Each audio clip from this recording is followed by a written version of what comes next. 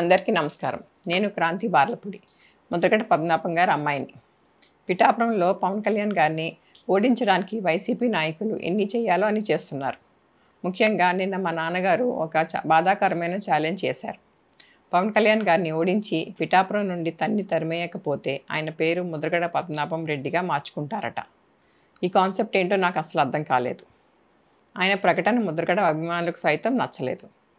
వంగా గీత గారిని గెలిపించడానికి కష్టపడవచ్చు, కానీ పవన్ కళ్యాణ్ గారిని మరియు ఆయన అభిమానుల్ని కించపరిచేలా కామెంట్స్ ఉండకూడదు.